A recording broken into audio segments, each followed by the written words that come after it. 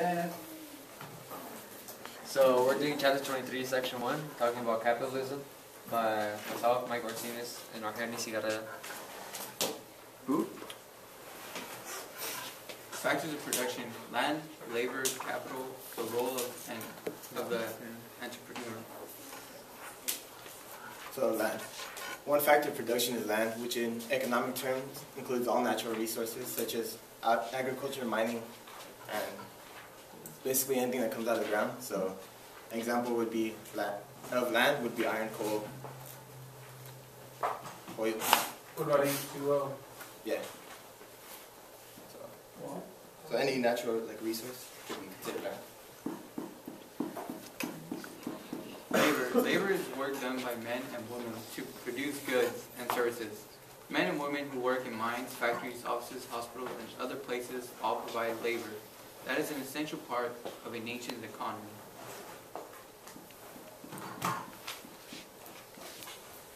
Capital.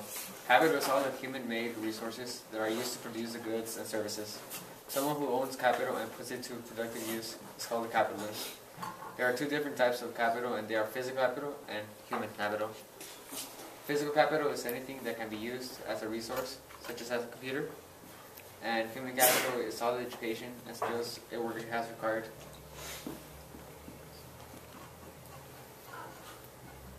The free enterprise system. So these are the four major characteristics of a free enterprise system, and they would be the private ownership, individual initiative, profit, and competition. And why are those the four characteristics? We're going to go into that right now. Private ownership. The resources used to produce goods or services are owned by private individuals or corporations. Private ownership is crucial in the free enterprise system because people need to be able to control their own business for the system to actually be free. And individual initiative. All individuals are free to start and run their own business. Individual initiative, in a nutshell, can be thought of as the initiative to make profit. The biggest thing that motivates individuals into action is to make profit. And actual profit. So the profit motive is the desire to gain money from business. The profit motive is highly important because it stimulates the economy. The more people there are that are trying to make money, the more opportunities there are for money to circulate. So, so as we learned in last semester, that the more money that's in circulation, the more opportunities that are created. Say a bank loans you money, that already makes, I think it was called the multiplier effect, that they loan you, say, 1,000, and you keep 200 for your own business, then you loan 800. So you effectively created 1,800 out of the 1,000, and it keeps going down, down, down. And that's not to be confused with the Federal Reserve simply printing money, right? Yeah. Two totally different things. Mm-hmm. Let me ask you this question. In the past couple of decades, it's been seen through media, whether it's movies or TV or other ways, or newspaper, that people who want profit are seen as greedy or antithetical to the free enterprise system. You're telling me that wanting to create profit is a healthy and an important part of a free enterprise system? Shouldn't those people be viewed as evil, these entrepreneurs who want money? No, I don't think so, because they're generalizing all of people who want to make profit under a few individuals. So say, there are people out there who make a lot of money, and they're greedy with their money, that they don't want to, say, invest. Well, they invest to make more money, but they don't give. They don't necessarily have to, but that's why they're seen as greedy. But that's not all of the business people, or the sole proprietorships, or people partnerships. Not all of them keep their money just for themselves and don't help others. There's other people that help. Basically what I'm trying to say is that they're generalizing it. So should I be considered evil if I work hard, make a lot of money, and I want to invest it and then have a leisure life with myself or people I like? Should I be viewed as evil for wanting to make and having made a lot of money? No. So why is there such a move to classify people who make a lot of money as somehow being, bad? Oh, that, like I said, it's just a generalization, because there is, there are some that are greedy, but not all of them. However, it's easier just to classify them, so that's why they do it. It's easiest to classify a whole a group as one thing than it, like naming individuals. So they just classify them all as greedy. Competition. Competition is a situation in which a number of companies offer the same product or service. Under competition conditions, prices are determined by the law of supply and demand. Laissez-faire theory. The laissez-faire theory holds that the government should play a very limited, hands-off role in society.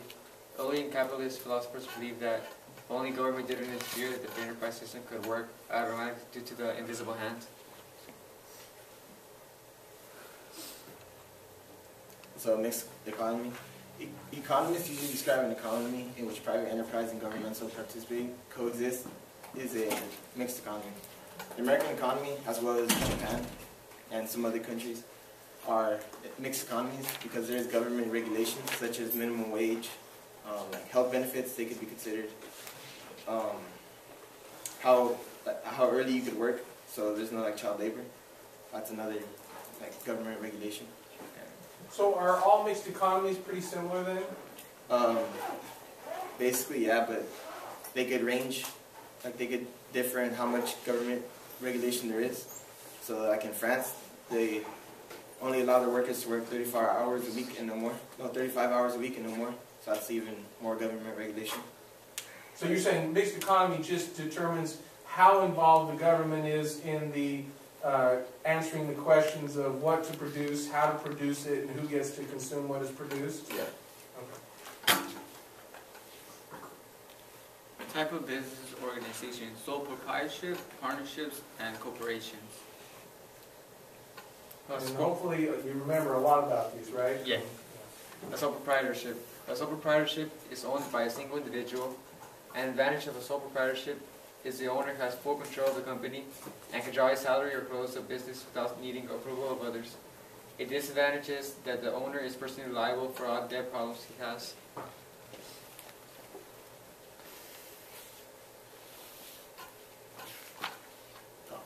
Partnership. Business owned by 2 or more individuals is called a partnership. An advantage of partnership is that it can draw on the resources of more than one person for capital to start expanding the business. So this means both physical and human. So say one has like 3 trucks and another guy has, he knows how to run the business, so that's human capital. They could combine their capital to make a more efficient business. And then the disadvantage would be if someone leaves or dies, the partnership could end because they would need to fill in the gap. And it's kind of hard sometimes to find people to fill in the gap for the other person. And there are different kinds of partnerships, right? Yeah, one is limited where there's 2 partners, 2 or more partners, however, this is limited liability where there's 2 or more partners, however, one person has a majority of the liability, so which means like if there's debt, he has to pay a majority of it. However, the other people get less of the money from the profit, so the bigger the risk, the more money they can get. Corporations. Corporations include both small companies and large national firms. Corporations have many owners called shareholders. If a shareholder dies, this will not affect the corporation because the corporation is its own entity. Corporations gather their capital from thousands of investors. Which is what you guys participated in your stock market game, right? Yeah. Yeah. Profit and loss. Profit is the main motivator in a capitalist economy. Every time someone makes an investment, be it in a business or a purchase of a stock, there is a potential for profit or loss that can either gain or suffer. Since you have to take a risk to get a profit, risk-taking is also a huge part in the capitalist economy. That's it. And risk more, the higher the risk, higher the what? Reward.